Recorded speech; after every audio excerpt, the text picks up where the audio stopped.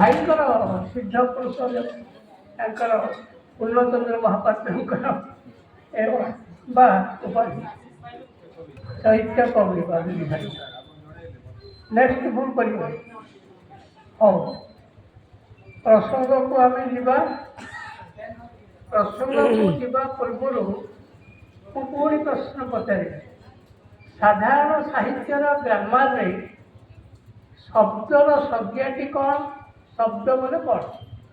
କିଏ କହିବ? ବହୁତ ଶିକ୍ଷକ ଅଛନ୍ତି, ଗ୍ରାମାର ପଢ଼େଇଛନ୍ତି। ଶବ୍ଦ କ'ଣ? ଶବ୍ଦ କହିଲେ କ'ଣ? କାହାର ମାନେ ଅନୁମାନ କଣ?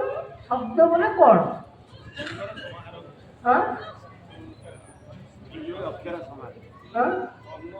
କେତୋଟି ଅକ୍ଷର ସମାହାର? ଚର୍ଚ୍ଚ ବୋଲେ କ'ଣ? ଅକ୍ଷର କେତେ? ଅର୍ଥ ବହନ କରୁଥିବା କେତେ ଅକ୍ଷର ସମାନ? ସହଜ ସଂଖ୍ୟା ଅଛି ଗ୍ରାମାର ବହିରେ ଯେ ଭାବକୁ ଯାହା ପ୍ରକାଶ କରେ ସେ ହେଉଛି ଶବ୍ଦ। ଭିତରେ କିଛି ଭାବ ଅଛି, କୋଇଠିର କିଛି ଭାବ ଅଛି, ସେଠି ସେଟା ହେଉଛି ଶବ୍ଦ। ମୋର କିଛି ଭାବ ଅଛି, ତାକୁ ପ୍ରକାଶ କରେ। ଭାଇଙ୍କୁ କଥାରେ ମୁଁ ଖୁସି ହେଲି, ଧନ୍ୟବାଦ ବୋଲି କହିଲି। ଶବ୍ଦରେ ପ୍ରକାଶ କରେ, ଭାବକୁ ଯିଏ ପ୍ରକାଶ କରେ ତାହା ଶବ୍ଦ।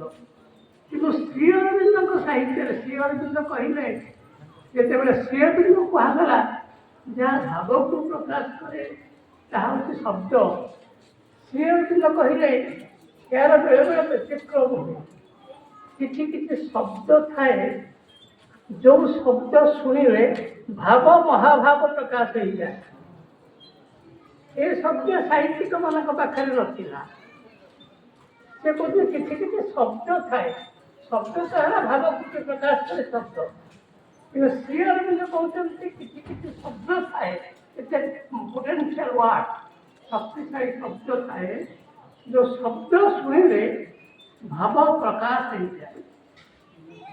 ଏବଂ ସେମିତି ଶବ୍ଦ ଯେଉଁ ସାହିତ୍ୟରେ ପାଇବେ ତାର ଛତ୍ରେ ଛତ୍ରେ ଯେଉଁ ପୃଷ୍ଠା ଯେଉଁ ବାକ୍ୟକୁ ଖୋଲିଦିଅ, ଯେଉଁ ଶବ୍ଦକୁ ଉଚ୍ଚାରଣ କରିଦିଅ, ଭିତରୁ ମହାଭାବ ସୃଷ୍ଟି ହେବ। ଏବଂ ଏକଥା এই ସତ୍ୟକୁ ଶ୍ରୀ ଅରବିନ୍ଦ କେବଳ ନିଜସ୍ୱ ସତ୍ୟରେ ସତ ବୋଲି ଡିମାଣ୍ଡ କରୁନାହାନ୍ତି। ଆମେ ଜାଣିଛନ୍ତି ଯୋଗ ସମୟରେ ବି ଲେଖା ହେଇଛି ଯେ ଶ୍ରୀକୃଷ୍ଣ